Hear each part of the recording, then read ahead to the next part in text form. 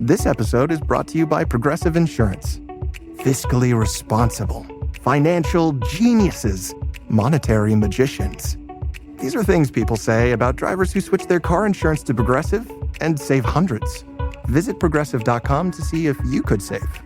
Progressive Casualty Insurance Company and Affiliates. Potential savings will vary, not available in all states or situations. Hey guys, have you heard of Goldbelly? It's this amazing site where they ship the most iconic, famous foods from restaurants across the country, anywhere, nationwide. I've never found a more perfect gift than food. They ship Chicago deep dish pizza, New York bagels, Maine lobster rolls, and even Ina Garten's famous cakes. So if you're looking for a gift for the food lover in your life, head to goldbelly.com and get 20% off your first order with promo code GIFT. Hello, this is Simon Brew. I'm the editor of Film Stories magazine, and a very warm welcome to the Film Stories podcast.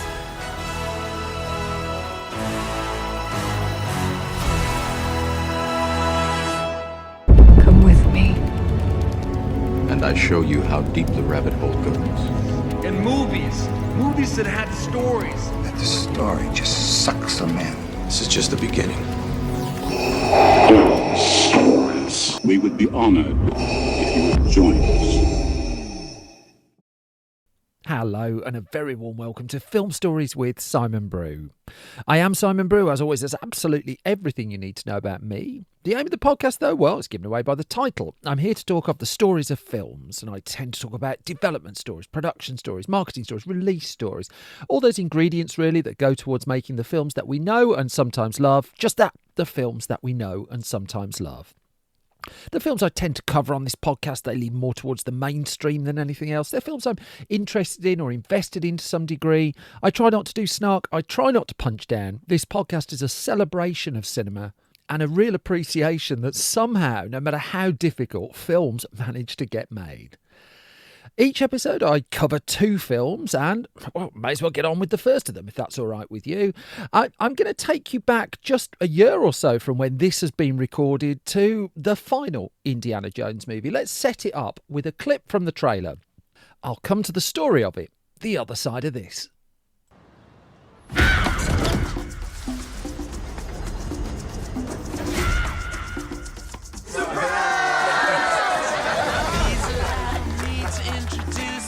Retiring. Well, in that case, what are we drinking? Same for the goddaughter. Dad told me you found something. On a train during the war. A dial that could change the course of history. Why are you chasing the thing that drove your father crazy? Don't move. We need to get out of here. Stop! Sorry. Helena! Dr. Jones, get him.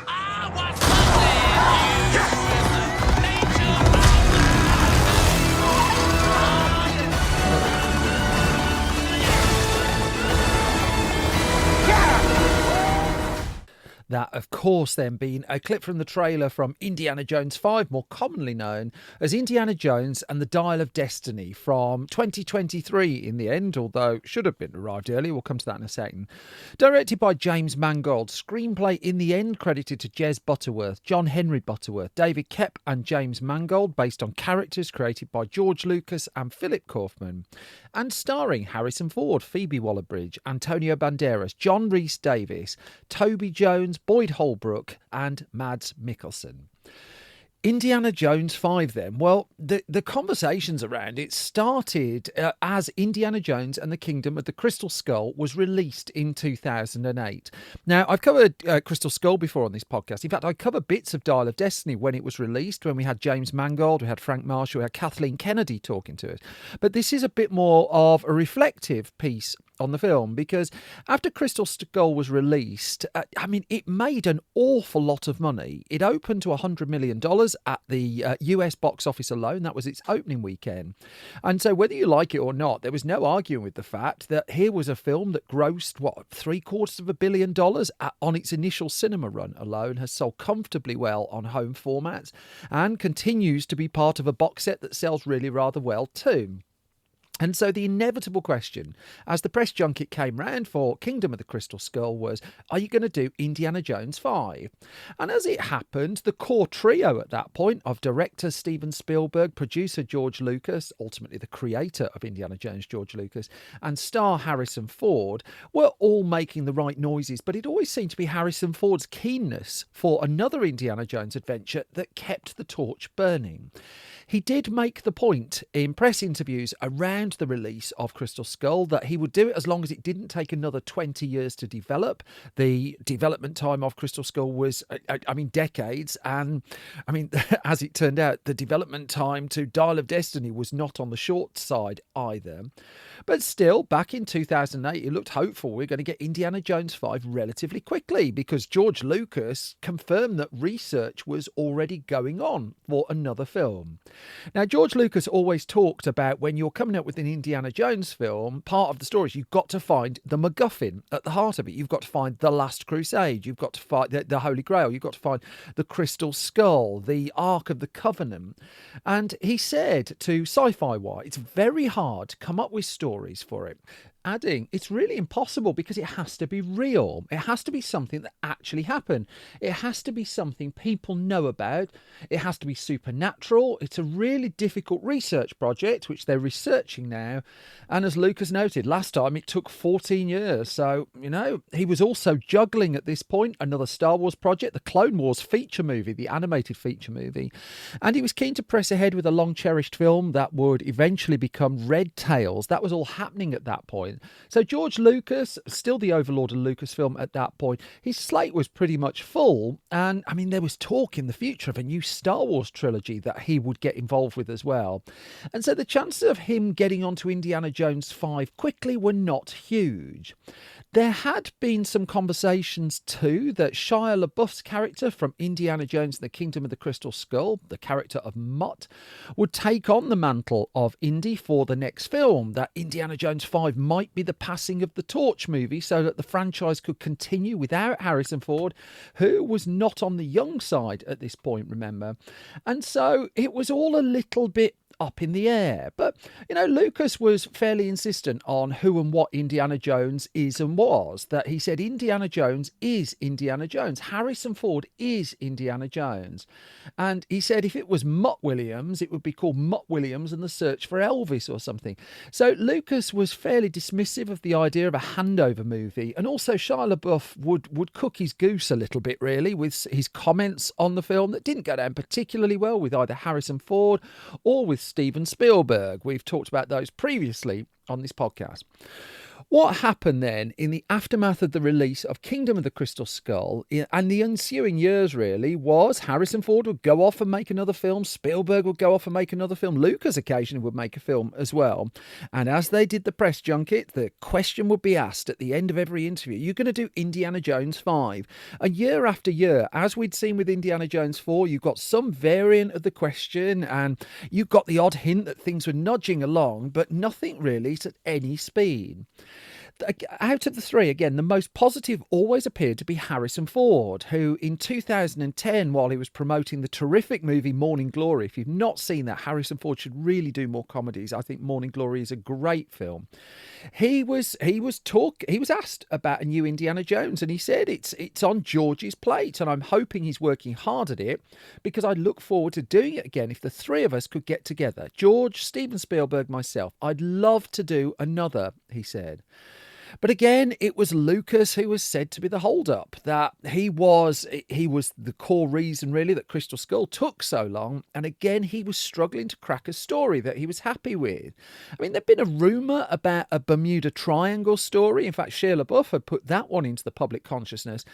But there was no sign of physical production. There was no word, really, that a screenwriter had been hired or they'd cracked the idea.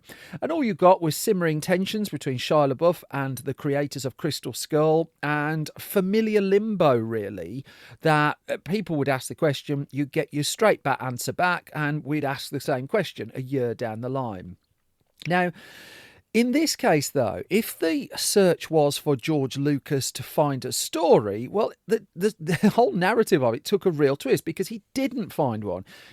Instead, he found a buyer, because the slow turning point, and it was a really slow turning point as it turned out, for Indiana Jones 5 was the decision by George Lucas to basically cash out. That in 2012, he sold his Lucasfilm empire to Disney in a deal worth over $4 billion. This came weeks after producer Frank Marshall had been answering questions about Indiana Jones 5 and suggesting that things were not moving forward at any pace. But of course, he'd have known in the back of his head that actually the whole Lucasfilm parentage really was about to change, that Disney was about to acquire the whole lot. And even then, once Disney had completed its deal for Lucasfilm, the priority absolutely wasn't Indiana Jones. The priority absolutely was the Star Wars saga. Not least because, as part of the purchase that Disney undertook in 2012 to pick up Lucasfilm, what it didn't get as part and parcel of that deal was the theatrical rights to Indiana Jones. They lay with Paramount Pictures, and Paramount Pictures had released all 4 of the films to that point. Now, there was a whole sense of déjà vu to this, that Disney had been down this road before when it purchased Marvel, and the theatrical rights to Marvel films at that point were with Paramount Pictures. Paramount Pictures was set to distribute the first Avengers movie, for instance. And in the end, what Disney did was struck a deal with Paramount to purchase those rights and get everything back in-house, that Disney could release all of the Marvel films ongoing, and Paramount would take a small slice in the first instance, and then gradually its interest in the Marvel Cinematic Universe would dissipate. In the case of Indiana Jones, well, the same kind of deal would be struck, but not until the end of 2013. So by that point, Lucasfilm was moving forward on the first of its new Star Wars trilogy of movies, The Force Awakens, with J.J. Abrams directing. And at the end of 2013 came the news in the Hollywood trades that Paramount Pictures would be retaining its rights to the first 4 Indiana Jones films, and Disney would take over the 5th. As the news report went, it said Paramount retains those rights and will receive a financial participation on any future films that are produced and released. This was a statement that came out, issued both by Paramount and by Disney. And the thinking was, well, that's unblocked Indiana Jones 5. Now we can move forward. Harrison Ford, of course, still interested. George Lucas now looking unlikely to be involved because he was no longer involved in the day-to-day running of Lucasfilm. The man had money to count, and that was going to take time. And so Kathleen Kennedy, previous guest on this very podcast, had come in to head up Lucasfilm and got this. Star Wars was her priority one. Indiana Jones, though, could finally start to move now that the theatrical rights to the 5th film had been cleared up.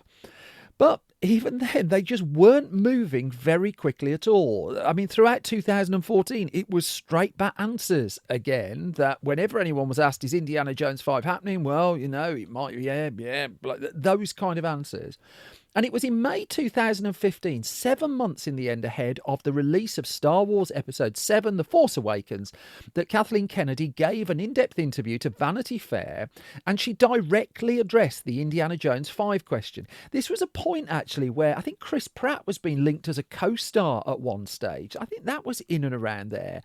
But Kathleen Kennedy talked about Indiana Jones 5 happening, but well, when? So, as Vanity Fair wrote, that Disney had got the rights to all sorts of Lucasfilm properties, got the rights to Willow, to Radioland Murders, directed by the late Mel Smith. Interesting movie, that, actually, because it was a tech test. Really, it was one of the examples of how visual effects could be used to make a film, a low-budget film, actually happen. It wasn't about saving money on the budget. It was about the visual effects could realise what they wanted to put on screen, which otherwise, via practical methods, they wouldn't have been able to afford. So an interesting curio in George Lucas's catalogue of films that he'd overseen. But Kathleen Kennedy confirmed rumours in that Vanity Fair piece that another Indiana Jones film will, quote, one day be made inside this company. When it will happen, I'm not quite sure. And she said, this was, again, the summer of 2015, we haven't started working on a script yet, but we are talking about it. hadn't started working on a script. 2015 this was. Already 7 years had passed since Indiana Jones and the Kingdom of the Crystal Skull. And again, I mean, Harrison Ford wasn't getting younger. These are action-driven films, and with the best will in the world, I'm a lot younger than Harrison Ford. I would struggle to do some of the action that he's been asked to put on screen. The older you're getting, the harder it gets. Your recovery time extends as well, and it's just a little bit more taxing. I've not even made one of these films. And so the question again was coming up, would the torch pass to someone else? Would they bring in an unknown to take over as Indiana Jones? And I mean, Ford was again making the right noises. I mean, he talked about how, as much as he'd said nice things about the finale of Indiana Jones and the Kingdom of the Crystal Skull, it didn't actually end the journey of the character per se. And he just said, I just thought it'd be nice to see one where Indiana Jones was at the end of his journey, and he said if a script came along that I felt gave me a way to extend the character.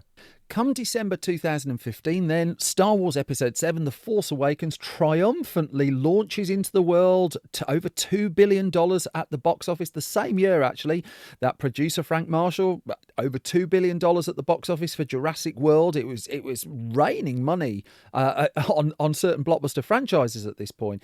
And the questions again were being asked as various Lucasfilm people went before journalists for press junket stuff. Kathleen Kennedy talked to The Hollywood Reporter at this stage, and at the end of 2015 the line was basically, we're all trying to figure out when the right time is to step back in. She confirmed that Indiana Jones was moving again inside Lucasfilm. She said Harrison really wants to do it, Steven really wants to do it.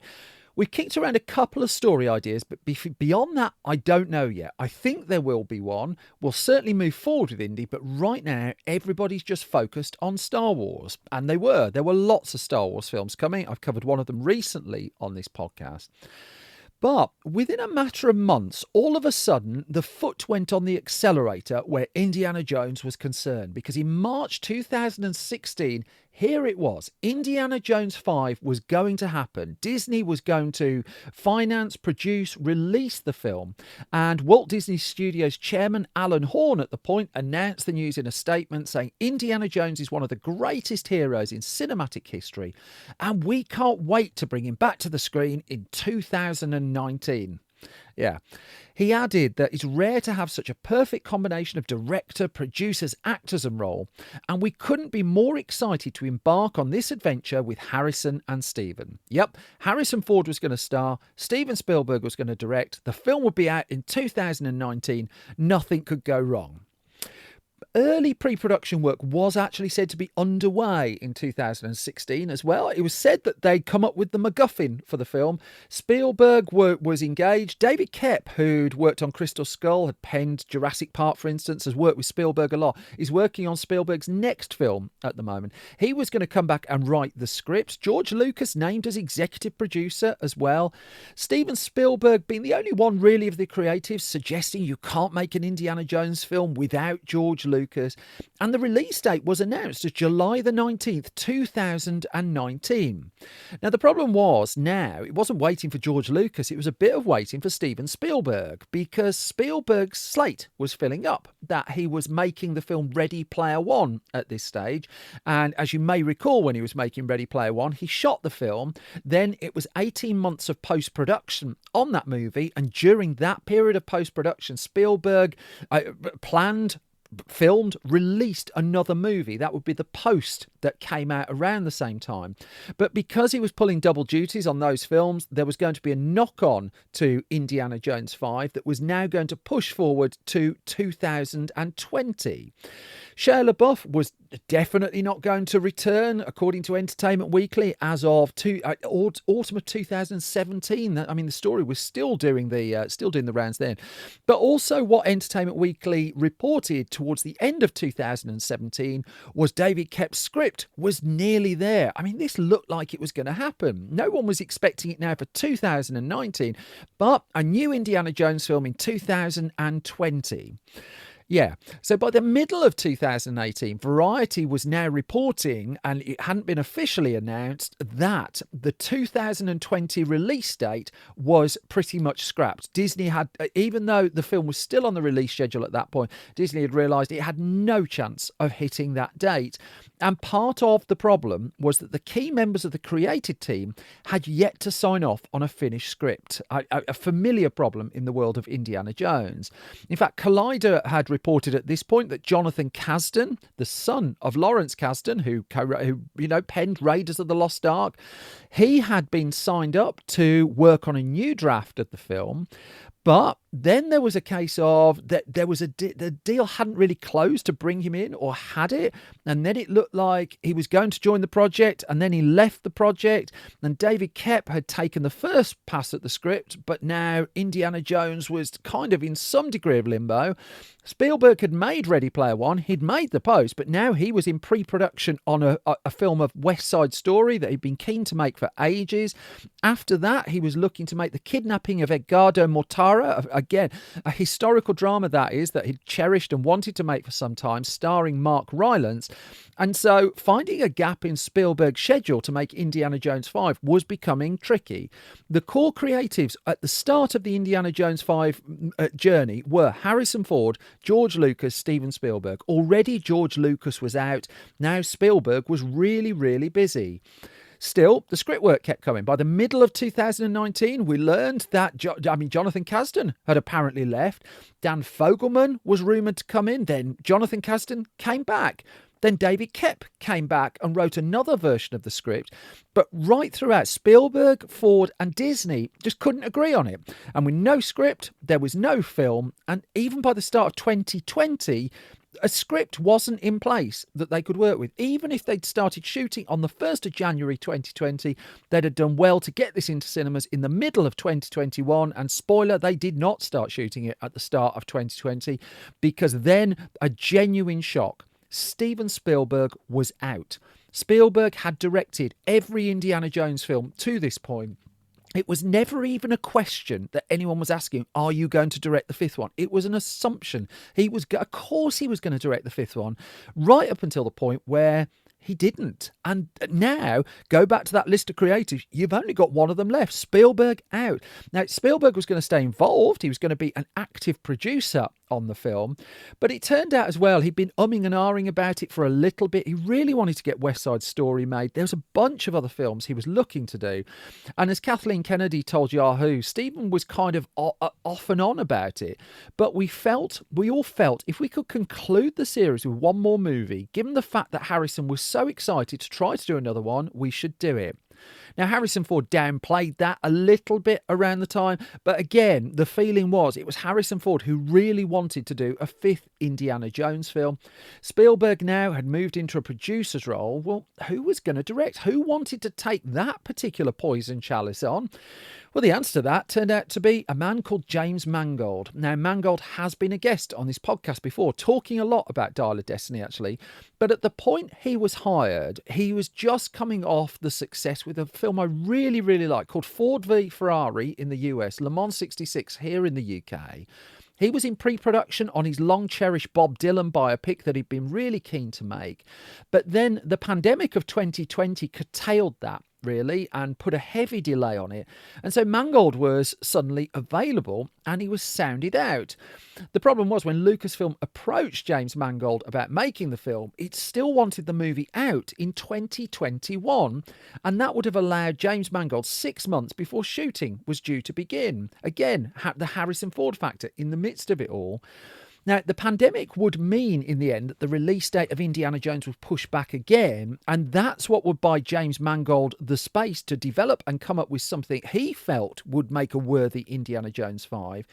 And so he said yes, but here we are in 2020, it was pretty much back to square one on the script. If the clock, if you're keeping score, was 12 years, nearly 12 years after the release of Crystal Skull, with Harrison Ford lamenting, I'll do another one as long as it didn't take another 20 years to do. It was at least going to take, 13, 14 at this point, and development had not been on the speedy side. Now, Mangold admitted to this very podcast that his pitch for Indiana Jones 5 was very different, that he'd read drafts, and there were lots of drafts at this point, of the potential film that made nothing of the fact that Indiana Jones was approaching the age of 80. Now, Mangold's approach to that was, well, let's just lean into it. That's realistic. That's where the character is. Let's tell the story of the character at that point in his life. Let's set the movie in the 1960s. Let's just keep it consistent with time. And so, as Mangold said, when they came to me, they were very laser focused on me stepping in. And the idea for me was that I wanted to write a script that I could get behind. I wanted to really retool the script, the existing script, pretty aggressively, he said to ABC. Almost entirely, in fact, he added. But when they first came to me, it was a complete shock. He admitted he didn't see it coming. I was numb. But also, I'm not new at this, argued Mangold. There's a kid in me that's tickled and flattered, the romantic in me. And then there's the rational person who survived these movies up to this and knows how to make a picture like this. Also, I mean, he wanted to work with Spielberg. He wanted to work with composer John Williams as well. I mean, to a degree, this was a dream project. And he wanted to tell the story of a hero at the sunset of their life. Go back to his Logan movie. He'd sort of been there before and proved that he could do this.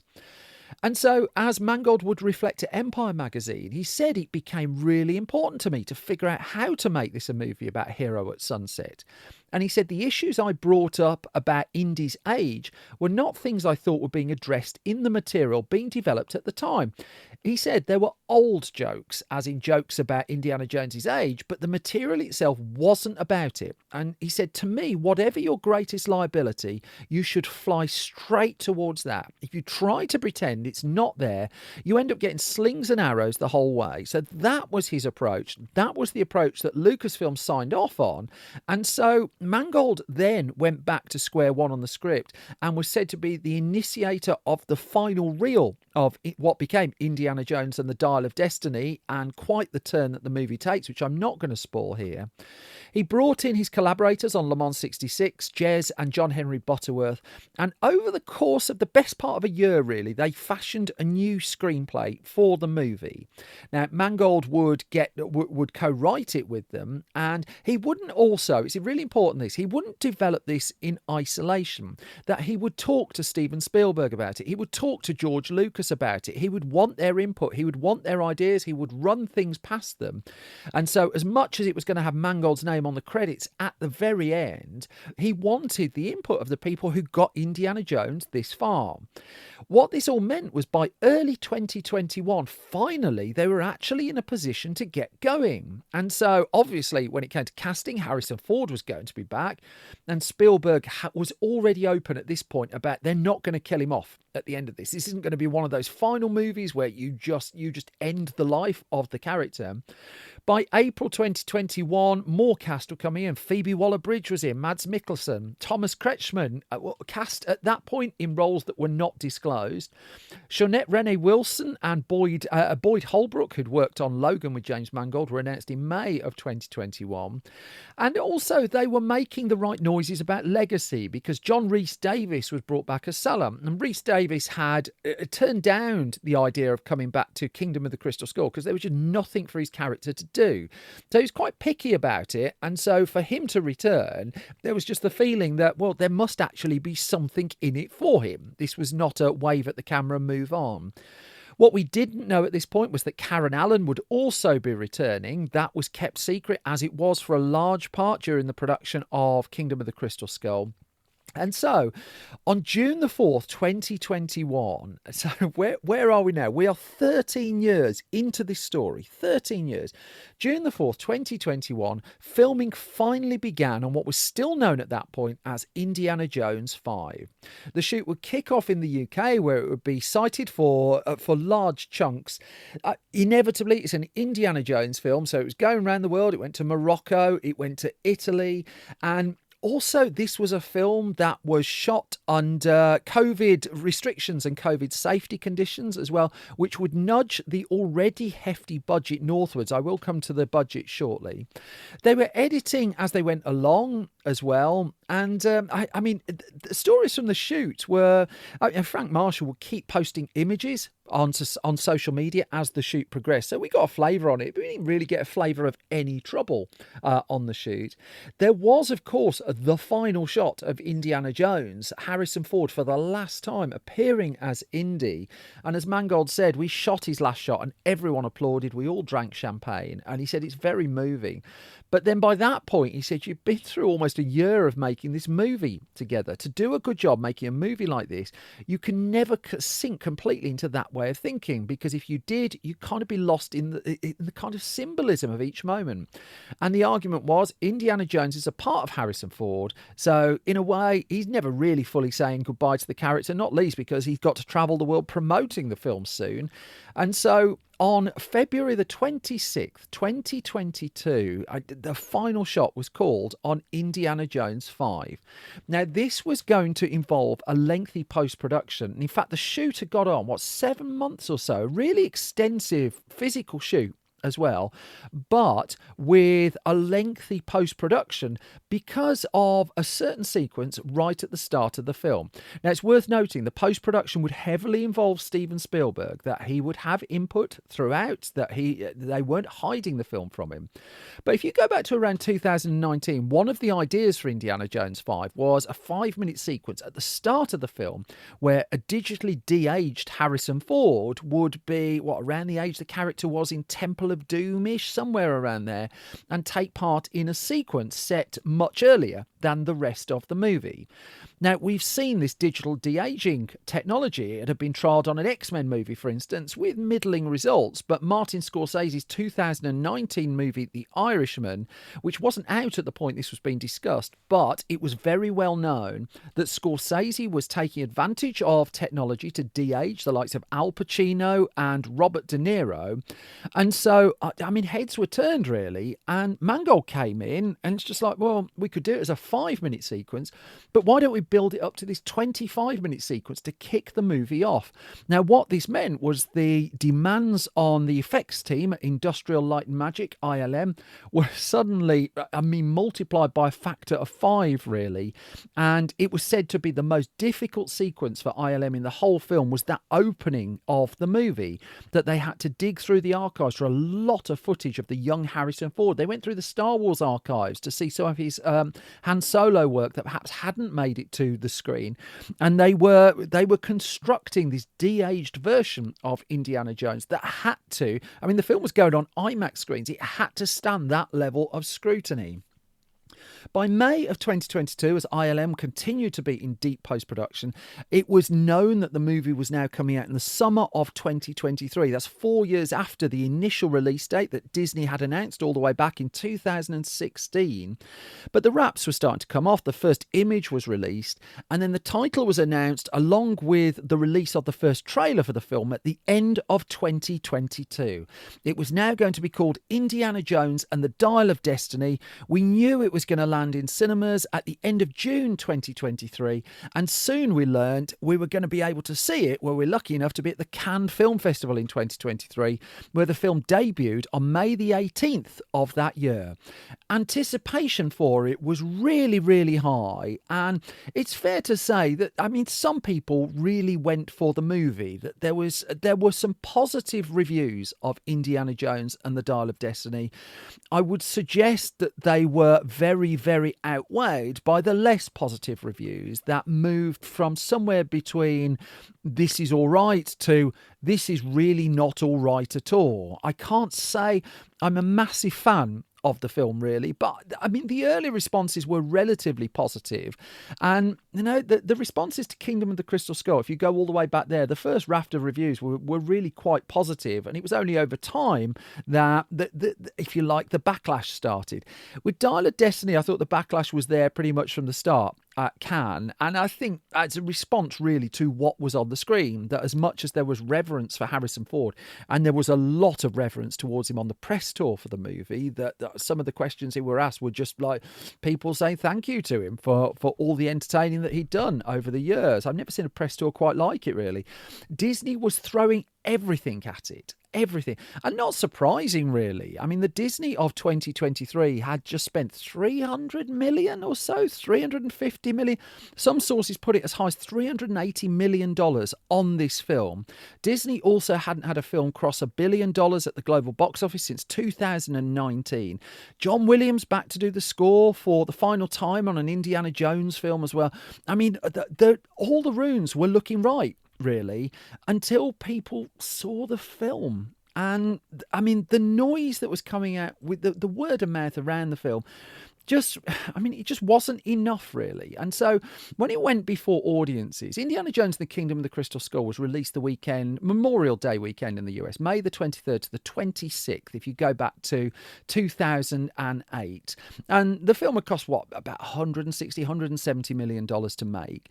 And it opened over the 4-day weekend with, $150 million. It was a huge, huge deal. And it was the first Indiana Jones film for 20. It was always going to be a huge deal. I think 19 years it was at that point. But Dial of Destiny should have been a huge deal as well. The finale for one of cinema's most beloved characters, a film arriving 15 years after the last one. And it was genuinely shocking, really, genuinely surprising when, even though it went out on 4,600 screens in the US, Indiana Jones and the Dial of Destiny opened to $60.3 million at the US box office. 60.3 on a weekend where there just wasn't that much competition. I mean, Elemental from Pixar was on its third week. That was the number 2 film with $12 million. Spider-Man Across the Spider-Verse was in third place, but that was 5 weeks into release. No Hard Feelings was in fourth. Transformers Rise of the Beasts in fifth. The only other studio opener that weekend was Ruby Gillman Teenage Kraken, the DreamWorks animation, which had opened with $5.5 million. Indiana Jones had a relatively clear run, and it just didn't hit. The following weekend, it was knocked off the chart by Insidious the Red Door, which opened with $33 million, a much lower budget as well. Indiana Jones was down to $27 million, lost 54% of its audience. Sound of Freedom opened in third place with 19 million. Elemental was still around. Joyride opened with 5.8 million. And to Disney's dismay, really, Indiana Jones's box office just wasn't stacking up. On its third week, it lost another 55% and dropped to fourth place as Mission Impossible Dead Reckoning Part 1 opened at the top of the box office with 54 million. Now, we'll come to that film on a future episode, but Dead Reckoning Part 1 had much better reviews than Dial of Destiny. That only opened to 54 million. It wasn't at a point where films weren't making big chunks of money either, because Barbie and Oppenheimer opened the week after, and Indiana Jones was down to 6.6 million on its fourth weekend as Barbie and Oppenheimer took $250 million between them. By the time we're heading, Indiana Jones was dropping out of the chart by the middle of August. It was just out of the top 10. And this hugely expensive movie, it done all right, actually, in the US at $174 million. It hadn't been a flop in that sense, but Kingdom of the Crystal Skull had made $317 million in the US, 469 outside of the US. This one, 174 million and then 209 million outside the US. The worldwide total gross, 383 million, which wouldn't have been that bad were it not for two things. Number one, Kingdom of the Crystal Skull had basically made twice that. Number two, they had spent an inordinate amount of money on the film, an absolutely inordinate amount of money. Now, the price had gone up because of COVID insurance and extra things they'd had to put in as a result of that. But still, I mean, if you put it next to, say, The Last Crusade back in 1989, I mean, that was expensive at the time with $48 million budget, but it grossed $474 million. This was the worst performing Indiana Jones film, really. Certainly if you throw inflation into the mix. I mean, if we go to Temple of Doom, 333 million, knock inflation on top of that, and it's lots of money. Raiders of the Lost Ark, 389. The most expensive film is the one that landed with something of a third. In the years since it's been released, I mean, time really hasn't been massively kind to it either. Now, on the bright side for James Mangold, his Bob Dylan biopic is up and running. He is shooting that or in post-production on that as this is being recorded. I don't know if it's at this second, but he ruled himself very swiftly out of making an Indiana Jones 6. And also Disney just quietly shelved the idea of doing an Indiana Jones spin-off series that it had planned for Disney+. That was cancelled a couple of months before Dial of Destiny was released anyway, so it's not as if one led into the other. But the feeling was, and the feeling is really, that Dial of Destiny has ended one of a franchise based around one of cinema's most beloved characters with arguably its least impressive film. And, well, a final act that, even though it works within the extremes of where the series has gone before, I remember just looking at it and thinking, oh, you're going there. Okay, you go in there. It's a 15, 16-year journey to get to that point. I think if there's a moral in the Indiana Jones saga, it's this. If you are going to make a new Indiana Jones film, you make it within 5 years of the last one, or you just don't bother. Look around. You can find cars like these on AutoTrader, like that car right in your tail. Or if you're tailgating right now, all those cars doubling as kitchens and living rooms are on AutoTrader too. Are you working out and listening to this ad at the same time? Well, multitasking pro, cars like the ones in the gym parking lot are for sale on AutoTrader. New cars, used cars, electric cars, maybe even flying cars. Okay, no flying cars, but as soon as they get invented, they'll be on AutoTrader. Just you wait. AutoTrader.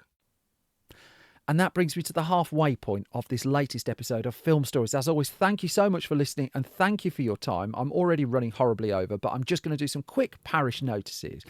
If you like this podcast and don't mind supporting it, then you can do so by numerous ways, actually. Listening to it is the most obvious. Thank you for listening and downloading and streaming. If you go to patreon.com/SimonBrew and put some money in the pot there, you get the podcast early, you get it ad-free pretty much every week. You find out the gossip of what's going on behind the scenes as well. Costing you absolutely nothing is to subscribe to this podcast at your podcast home of choice. That's massively appreciated, as is anyone leaving ideally a hugely positive review. All of this stuff does work with algorithms that I don't understand, but I'm glad it's been done. If you want to see me live, my live shows are coming back. It's been a very busy first half of the year, but I'm determined to do more of these. So as part of the Film Stories issue 50 of our print magazine celebrations, I will be at the Midlands Arts Centre in Birmingham on Wednesday, the 19th of June, 2024. If you search for Mac Birmingham, macbirmingham.co.uk, you'll be able to buy tickets there for the live show. I'll throw in a copy of the magazine as well. It'd just be lovely to see as many of you as possible.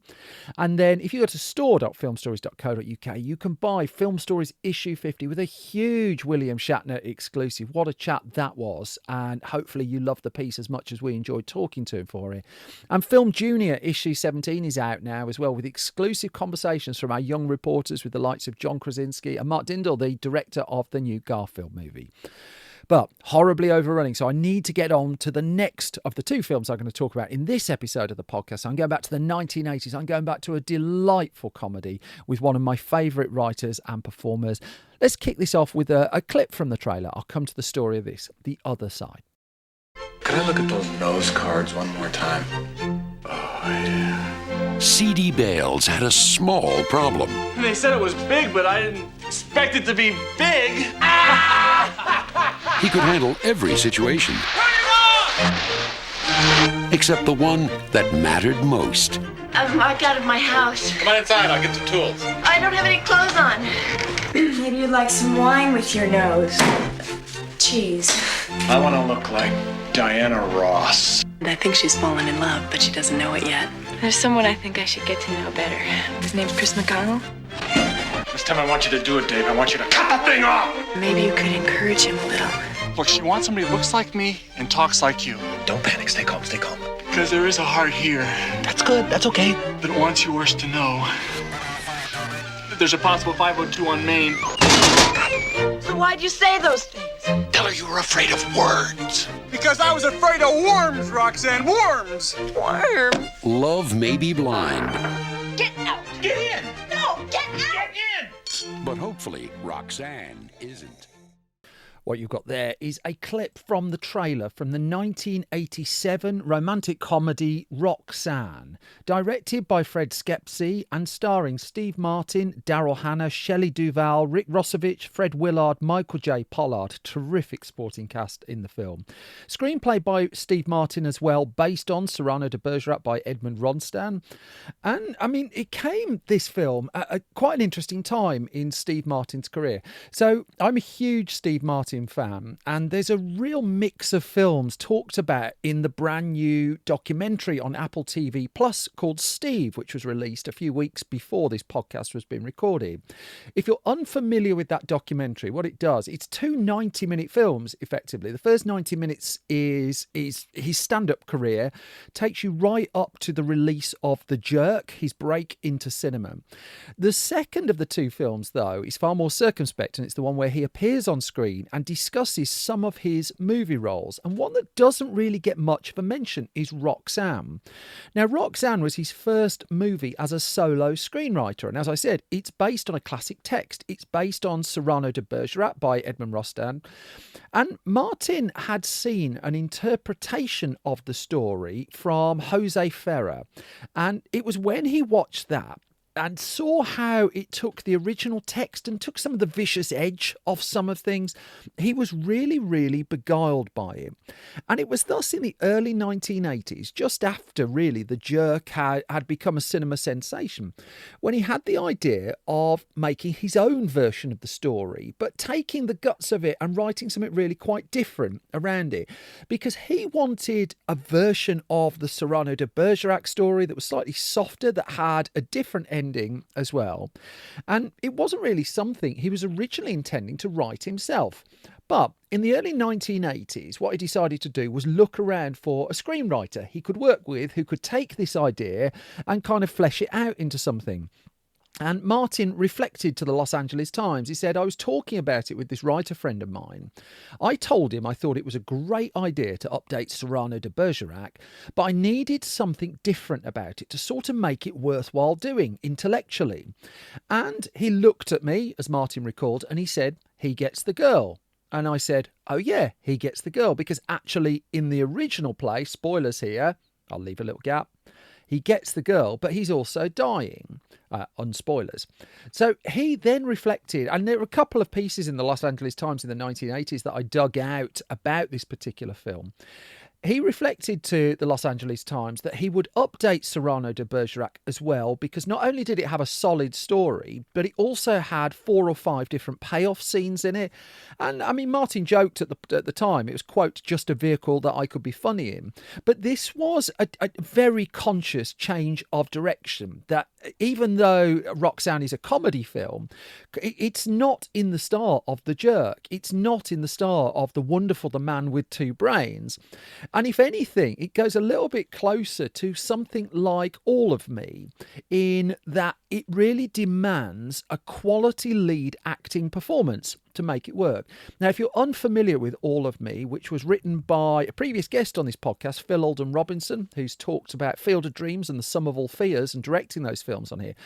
All of Me, co-starring Lily Tomlin, has one of the best lead acting performances of the 1980s. But because it was in a quote-unquote comedy, it just got overlooked. That there was talk of some award recognition for it, yet it's just in the wrong genre. And as such, the snobbery towards comedy, it's one of the reasons I want to talk about Roxanne, really. This snobbery towards comedy that sort of delegitimizes itself when it comes to handing film awards and such like out is really striking. And some of this work that Steve Martin was doing is really strong example of this. Now, Martin in the early 1980s as well had a real sting when it came to movies as well, because he threw himself into a dramatic role in the film Pennies from Heaven. And this is discussed quite a lot in that Steve Martin documentary, actually. And Pennies from Heaven was a huge box office disappointment. It wasn't critically praised. It wasn't bringing the money in either. And Martin would admit that he really took the failure of that film as a business proposition, if nothing else, but he took the failure of that film really, really hard. And so he was doing a bunch of other stuff around this, but he was getting his head into this Roxanne story. And when he couldn't find a screenwriter, he decided to write it himself. And so this gradually came together over a period of time. Martin would say that he would write, I think, somewhere in the region of like 25 drafts or something over a period of 3 years before he got something that he was happy with. And then it went into Columbia Pictures. Now, Columbia Pictures is a really interesting part of this story because this was in a very tumultuous time for the studio. That in the 1980s, Columbia Pictures was sold off to new owners. It was sold to the Coca-Cola Company. Now, the Coca-Cola Company came in, I mean, when was that deal done? It was in 1982. I believe. And I mean, it was a point where Columbia had a mix of films that have done well and some that just hadn't at that moment. I mean, Ghostbusters followed in the year or two after the purchase. Films like Tootsie and Gandhi and The Big Chill and the Karate Kid were doing really well. But over a period of, over the next couple of years, it was bumpier times, and Columbia brought in David Putnam to head up the studio. Now, Lord Putnam, as he is now, has been interviewed. There's an extensive episode with him on this podcast before, but this was the first non-American to run one of the major studios in the US. Putnam had an Oscar on his sideboard for Chariots of Fire, and he took over the role of studio head from Guy McElwain. Now, it was Guy McElwain who initially gave Roxanne the green light at Columbia, and then in came David Putnam. Putnam joined in the mid-1980s and went through 86 and went through the slate of the studio, and Putnam went in with the idea of, I'm going to make smaller films. I'm not going to rely on these huge blockbusters anymore. Instead, I'm going to show that a big studio can make quality pictures. And so one of those that was initially on the slate when he came in was Roxanne. And so he had the decision, do I keep this going or do I not? Now, Putnam's reign at Columbia was it was just ill-fated. And as much as he got, say, Spike Lee's film School Days through, most of his films didn't do well at all. As it would turn out, Roxanne was going to be the first movie released on his watch, even though it was already in the works at the studio before he turned up. Still, he agreed. He pressed ahead with the film. It was going to be a relatively modest film in terms of cost to make. The budget for Roxanne was put at somewhere in the $12 million mark, which by mid-1980s standard, it wasn't on the cheap side, but nor would you say it's particularly on the expensive side either. And so it was going to require a degree of pre-production work to get this one to work. So Fred Skepsey came in to direct the movie. Now, Skepsey is an interesting filmmaker, born in Australia, and he came over to the US, and I mean, he was making films in Australia first of all, films like Evil Angels and The Devil's Playground, and then you got to his US work, and his first big American hit would be Roxanne. He'd gone to the US earlier in the 80s. I mean, he'd made Barbarossa in 1982, for instance, off the back of 1978's Australian drama The Chant of Jimmy Blacksmith, which was a big breakthrough film for him. Then in 84, he made the sci-fi movie Iceman, starring Timothy Hutton. I've not seen it. I really want to check it out. 85, he was working with Meryl Streep on the film Plenty. So he wasn't necessarily seen as the immediately obvious choice for Roxanne, but still, there was a script in there from Steve Martin. Steve Martin was going to star in the film as well. And so, I mean, the thing was really coming together. As soon as David Putnam had agreed to keep this going, well, I mean, we were away. Roxanne was by hook or by crook going to happen. Now, to contextualise this in the world of Steve Martin, I mean, in 84, he'd done The Lonely Guy, which hadn't done great guns, really, but then had also done All of Me, which I love All of Me. I love All of Me. 85, no new release off him. He took a cameo role, if you don't count his cameo role, really, in the film Movers and Shakers. But in 86, he worked on The Three Amigos, which he also co-wrote as well, took on a role in Little Shop of Horrors. But Roxanne was him striking out as a lead again, just just alone. That in the case of Three Amigos, there are three of them heading up that movie.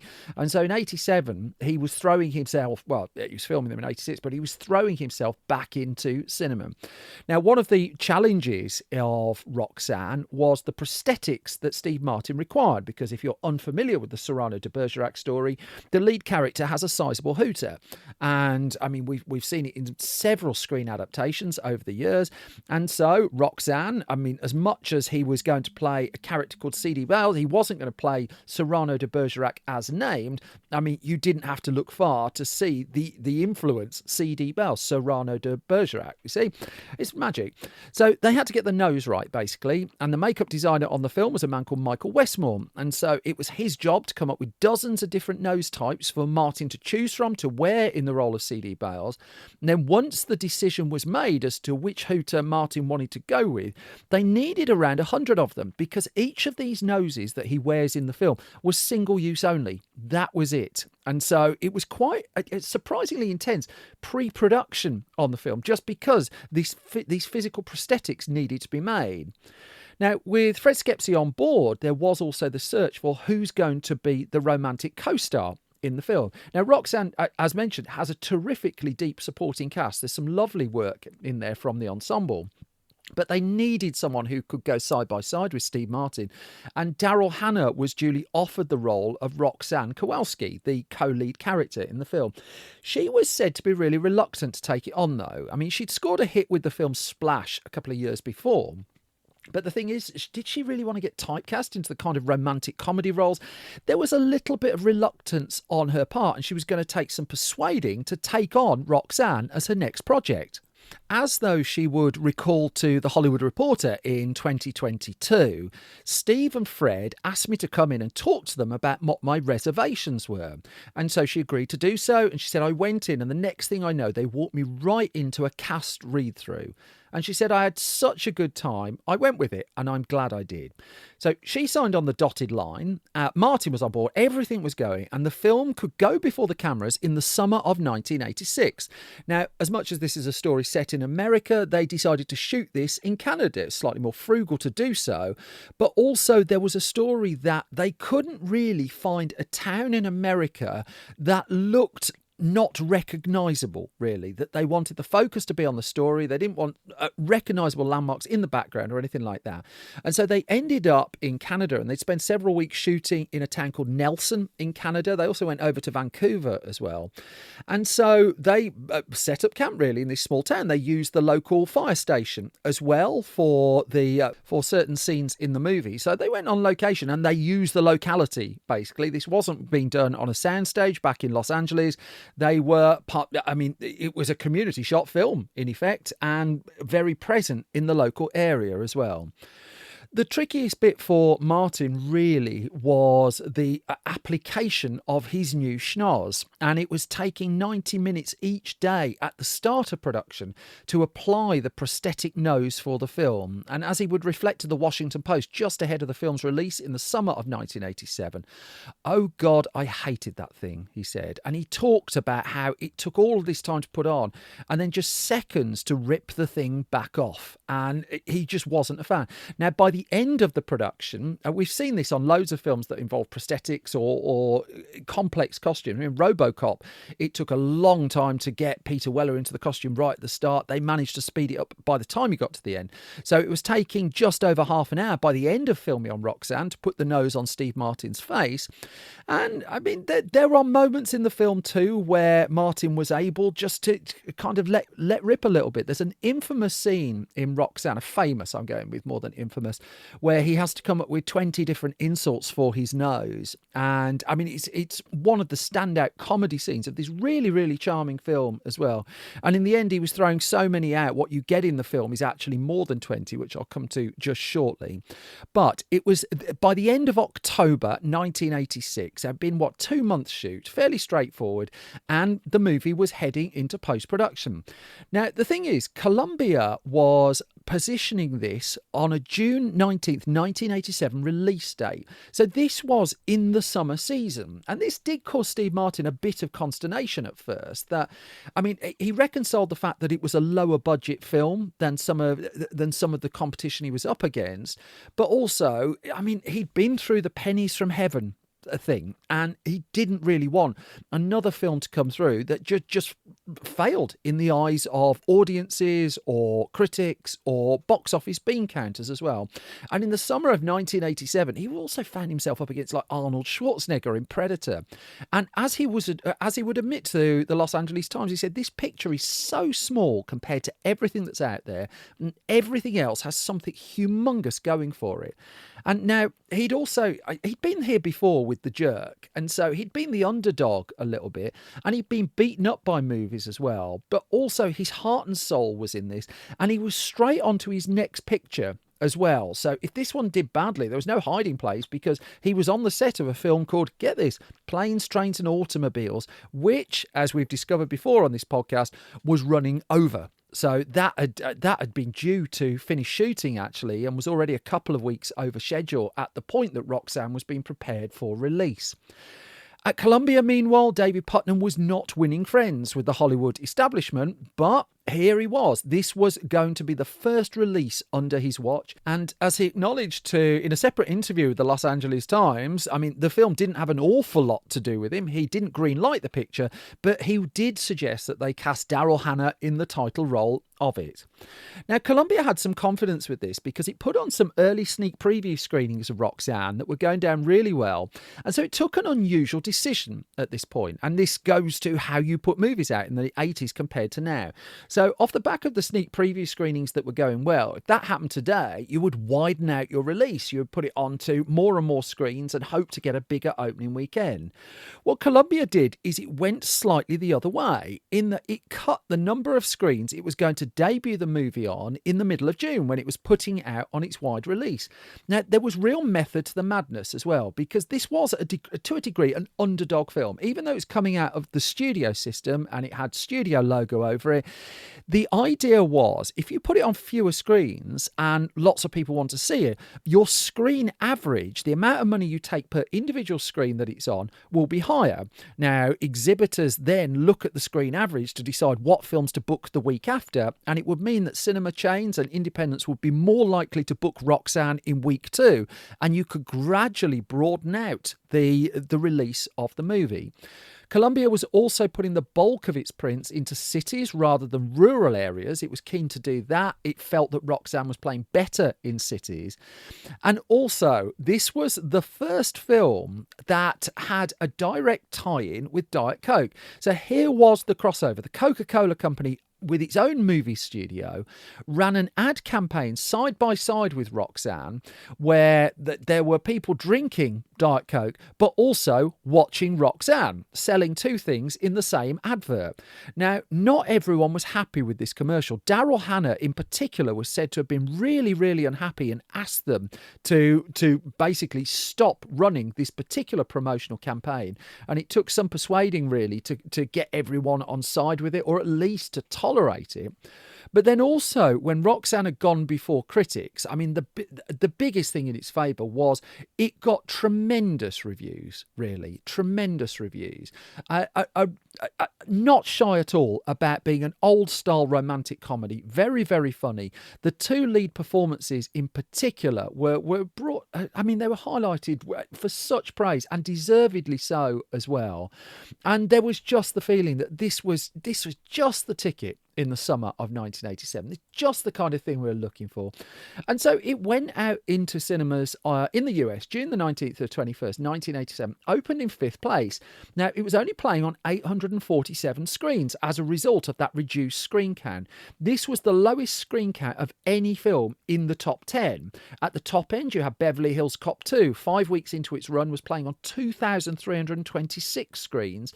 But even smaller movies like the Disney production Benjamin Benji the Hunter, that was The Hunted. I've never even heard of it. 1,188 screens. The Secret of My Success was 11 weeks into its run, playing on 1,066 screens. Ernest Goes to Camp was in 10th place at the box office, actually, that weekend as well. Just over 1,200.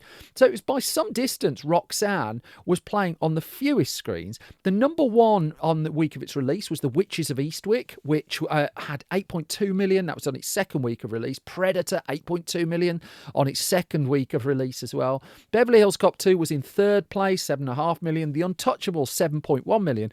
There was Roxanne, 4.5 million on its opening weekend with a very healthy screen average. Thank you very much. And Columbia's plan worked because it just slightly upped the screen count the following week and held on to all but 16% of its business as films like Dragnet and Spaceballs came out in first and second place. And so Roxanne was down to 7th in its second week of release. Other films around, incidentally, Full Metal Jacket opened on its second week of release as well.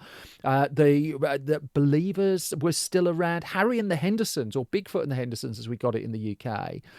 Roxanne's screen count went over the 1,000 mark only on its third week of release, and it helped itself to another few million. And so it was losing its audience, as you would expect, week on week, but it was losing it really slowly and was just comfortably sitting between 5th and 10th in the chart, where it would sit for a number of weeks. Gradually, Columbia would keep adding more screens, or just keep it roughly around the same amount. And the strategy really paid off, that Roxanne would finish its box office run in the US with $40 million in the bank for a $12 million film. I don't have numbers for how well it played outside the UK, but I can tell you I rented the video a couple of times and then bought it as well. But also, the other reason I wanted to talk about Roxanne, partly, still there are people who've not heard of it, but also this whole idea of the snobbery around comedy. And Steve Martin was asked about the Oscar nomination that he should have got really for All of Me and didn't. And he talked about when a film goes down well. He had this conversation with the Los Angeles Times. He said, it sure makes you feel good. He says, I can't deny that it does, because I've been vilified and I've been praised.